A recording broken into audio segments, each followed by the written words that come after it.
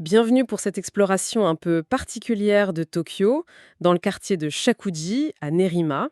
On connaît souvent le grand parc, Shakuji-koen, Oui, c'est vrai, il est très connu. mais justement, on va aller voir ce qui se cache un peu derrière. Des légendes, une histoire médiévale assez riche, et puis des petits coins secrets. Tout à fait. Il y a beaucoup à dire. Pour nourrir notre discussion, on s'est penché sur pas mal de choses, des chroniques locales, des récits de voyage, des infos sur les lieux eux-mêmes. Hmm.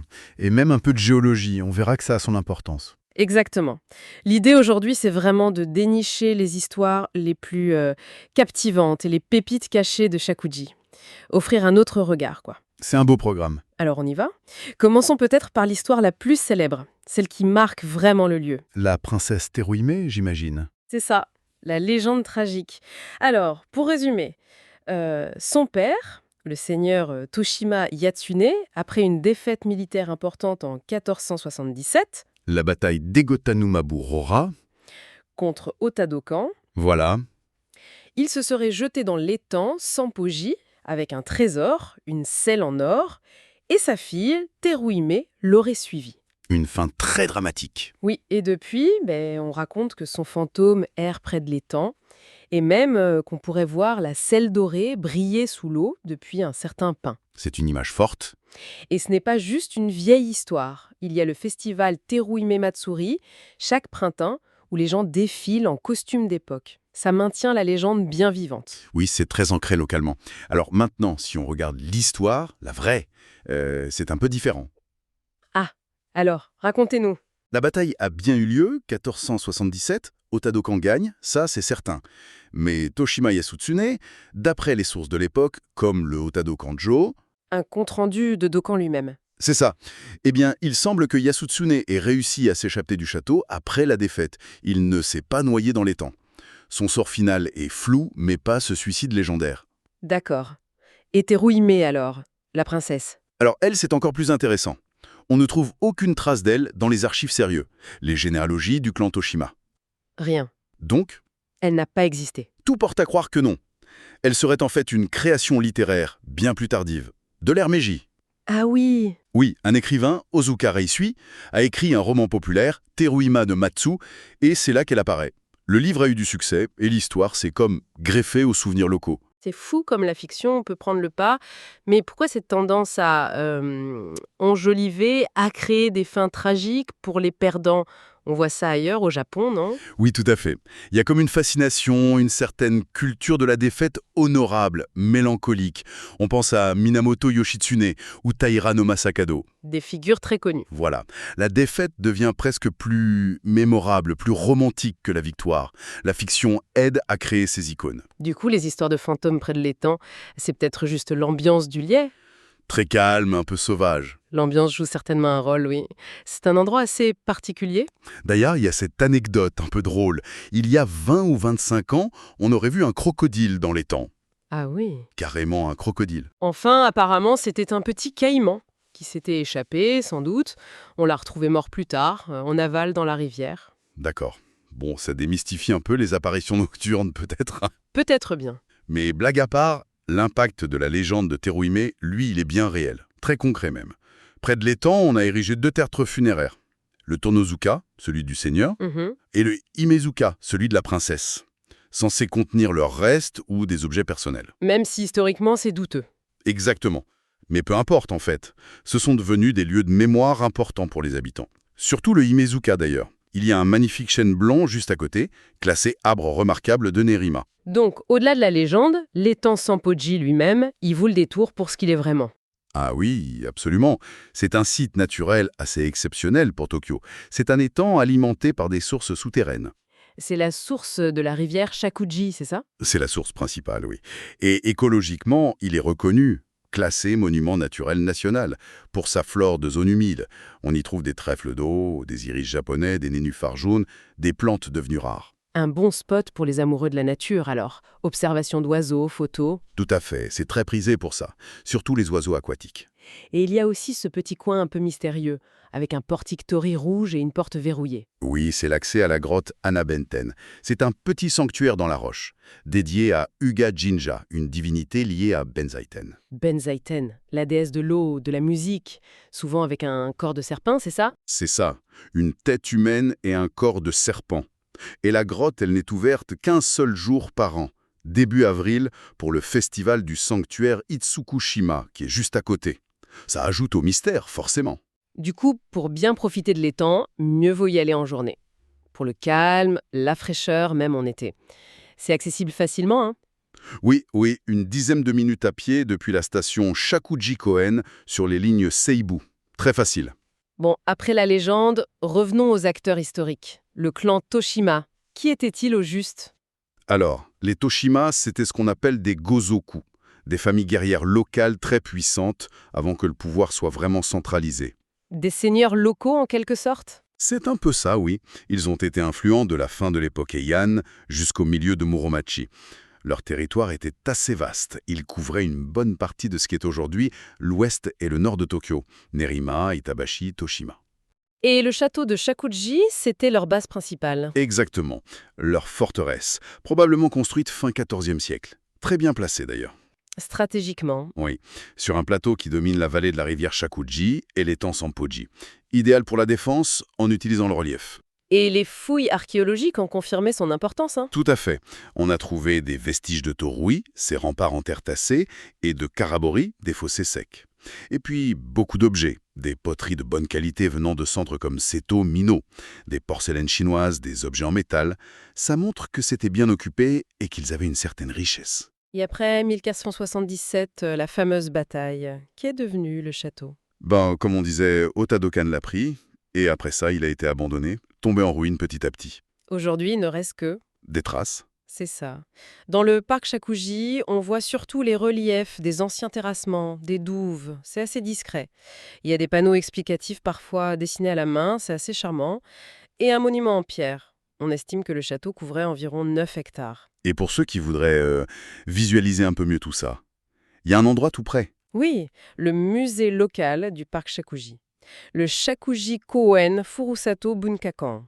C'est juste à côté des ruines, dans le parc. C'est une bonne idée, ça. On peut y voir quoi? On peut voir des objets trouvés pendant les fouilles, et puis ça permet de mieux comprendre toute l'histoire de Shakuji, la nature, la culture locale. Il parle même du lien étonnant entre Nerima et l'industrie de l'animation. Ah oui, Nerima, c'est un peu un berceau de l'anime. Exactement. Donc le musée aborde ça aussi. C'est pas mal de visiter le musée et puis d'aller voir les ruines juste après. Ça permet de faire le lien. C'est la meilleure approche, je pense. Le musée est ouvert de 9 h à 18 h. Attention, fermé le lundi. C'est au 5, 12, 16 Shakuji-machi à Nerima. C'est ça. Bon, à part le château lui-même, est-ce qu'il reste d'autres traces importantes de l'époque Toshima? Oui, il y a des sites religieux qui sont directement liés à eux. Le sanctuaire Ikawa, par exemple. Aujourd'hui, il est dans le quartier de Shakuji-dai. Mhm. Oui, mais son origine est assez incroyable. Il a été fondé à l'intérieur du château de Shakuji, par le clan Toshima eux-mêmes, au début du XVe siècle. Carrément dans l'enceinte. Oui. C'était une branche du grand sanctuaire Ikawa d'Omiya, installé là comme divinité protectrice du château et du clan. Et après la chute du château? Il a été déplacé à son emplacement actuel. Mais il est resté le Sochinju, le sanctuaire principal pour toute la zone de Shakuji. Il a gardé son importance. Et ce sanctuaire Ikawa, il a une particularité, une sorte de trésor caché sonore, non? Ah, vous pensez au Suikinkutsu? Oui. Expliquez-nous ce que c'est assez fascinant. C'est un dispositif de jardin japonais assez rare. En gros, c'est une jarre en céramique enterrée à l'envers sous un bassin en pierre. Quand on verse de l'eau dans le bassin, les gouttes tombent dans la cavité de la jarre et ça produit un son. Quel genre de son? Un son très clair, cristallin, un peu comme des petites clochettes ou les cordes d'un koto, d'où le nom grotte à koto aquatique. C'est très subtil, très apaisant. Il faut vraiment tendre l'oreille, une expérience assez unique. Ça donne envie d'essayer là. Et on y trouve aussi des lanternes en pierre ancienne offertes par des descendants des Toshima. Oui, de l'époque Genroku, fin XVIIe. Un lien tangible avec le passé. Et le sanctuaire est toujours très vivant. Il y a des marchés aux puces, un marché artisanal Iguinoichi, des concerts. C'est un vrai lieu de vie. Pour y aller, c'est à peu près 15 minutes à pied des stations Shakuji-Koen ou Kami-Shakuji. C'est ça. Et juste à côté du musée Furosato et des ruines, on peut faire un autre saut dans le temps. Ah oui.